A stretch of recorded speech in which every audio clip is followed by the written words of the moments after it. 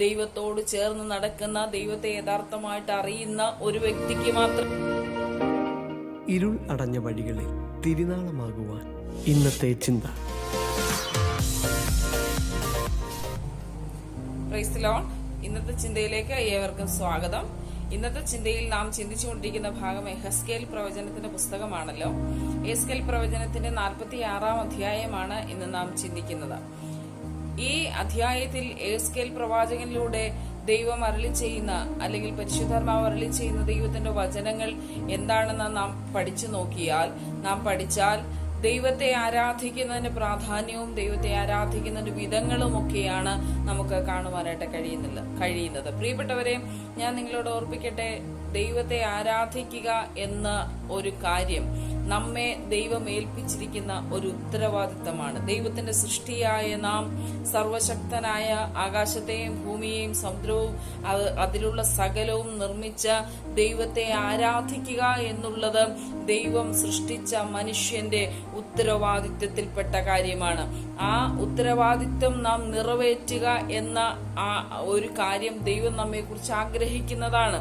പല കാര്യങ്ങളെയും ആരാധിക്കുന്ന പ്രിയപ്പെട്ടവരെ ഇന്ന് നാം കാണുവാനായിട്ട് കഴിയുന്നുണ്ട്. സിനിമാ താരങ്ങളെ ആരാധിക്കുന്നവർ, ചന്ദ്രനെ, നക്ഷത്രങ്ങളെ ഒക്കെ ആരാധിക്കുന്നവർ, സൂര്യനെ ആരാധിക്കുന്നവർ, മൃഗങ്ങളെ ആരാധിക്കുന്നവരൊക്കെ അതൊക്കെ നമുക്ക് ഇന്നത്തെ കാലഘട്ടത്തിൽ കാണുവാനായിട്ട് കഴിയുന്നുണ്ട്. പക്ഷേ നമ്മെ നിർമ്മിച്ച, നമ്മെ സൃഷ്ടിച്ച, നമ്മെ കാണുന്ന, എപ്പോഴും നമ്മോട് കൂടെയിരിക്കുന്ന ആ ദൈവത്തെ ആരാധിക്കുക എന്നുള്ളതാണ് മനുഷ്യന്റെ ഏറ്റവും പരമപ്രധാനമായ കർത്തവ്യം എന്ന് പറയുന്നത്. ഇവിടെ 46-ാം അധ്യായത്തില് 2-ാം വാക്യത്തിൽ ഇപ്രകാരമാണ് കാണുന്നത്. അതിന്റെ അവസാന ഭാഗം, എന്നാൽ ഗോപുരം സന്ധ്യ വരെ അടയ്ക്കാതിരിക്കണം.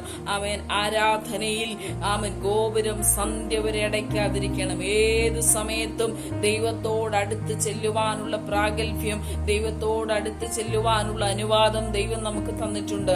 ദൈവത്തോട് ചേർന്ന് നടക്കുന്ന, ദൈവത്തെ യഥാർത്ഥമായിട്ട് അറിയുന്ന ഒരു വ്യക്തിക്ക് മാത്രമേ ഏത് സമയത്തും ദൈവത്തോട് ചേർന്നിരിക്കുവാൻ സാധിക്കുകയുള്ളൂ.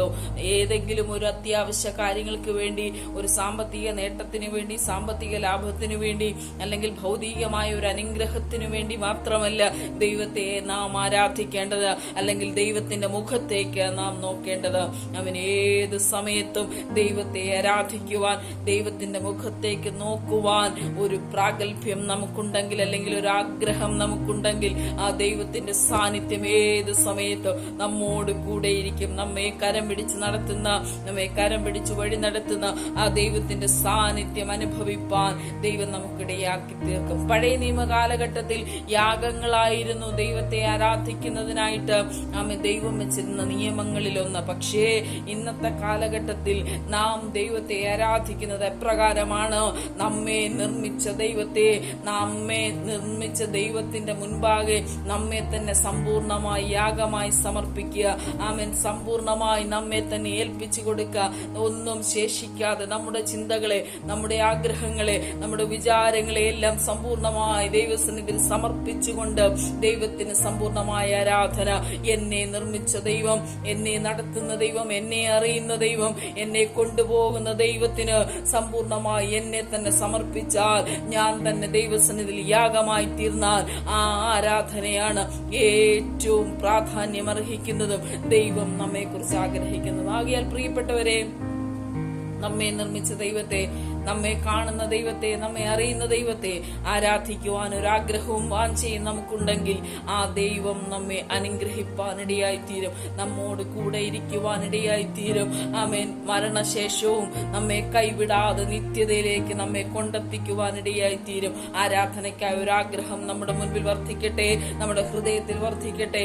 ആരാധനയിലേക്ക് ഏത് സമയത്തും അടുത്ത് ചെല്ലുവാനുള്ള ആ ഗോപുരം ഏത് സമയത്തും തുറന്നിട്ടിരിക്കുന്നത് പോലെ ദൈവത്തിന്റെ സാന്നിധ്യം നമുക്കായി തുറന്നിട്ടിരിക്കുന്നു. ആ ദൈവ സാന്നിധ്യത്തിലേക്ക് നമുക്ക് കടന്നു ചെല്ലാം, ദൈവത്തെ ആരാധിക്കാം. നമ്മുടെ ജീവൻ പോകുന്നത് വരെ ദൈവത്തെ നമുക്ക് ആരാധിക്കാം. അതിനായിട്ട് ദൈവം നമ്മെ സഹായിക്കട്ടെ എന്ന് ആത്മാർത്ഥമായിട്ട് പ്രാർത്ഥിക്കുന്നു. God bless you all.